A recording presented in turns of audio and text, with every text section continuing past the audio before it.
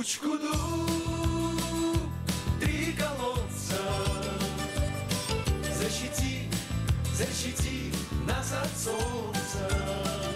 Учкудук родина Шейхана Джиннуни һәм башка популяр җырлары белән тамашачы мәхәббәтен яулаган Фәррух Закировның дәрәҗәле исемнәре күп. 6 төбәкнең халык артисты дигән мәртәбәләренә 7-нчесе дә өстәлде. Хәзер ул Татарстанның халык артисты.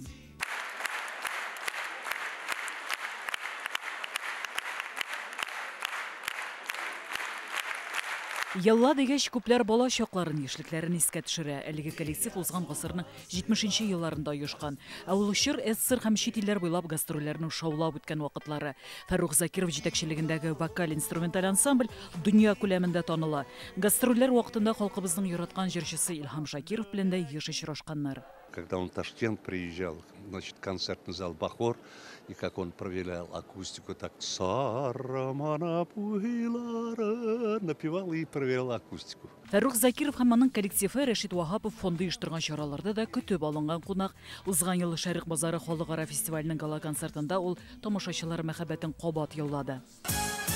Бақытта, шатлыкта, исәнлектә, саулыкта, үтсен ömür юлларыбыз тазалыкта, байлыкта. Слова такие замечательные. Бахытта, шатлыкта, исәнлектә, саулыкта. Это придает настроение общения.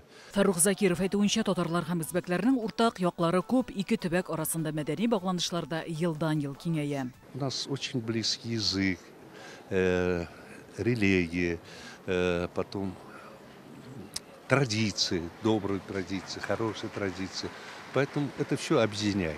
Илһам, иҗат һәм сәнгатьне бер бөтен итеп яшәүче Фәррух Закировны татар халкы ярата һәм үзитә.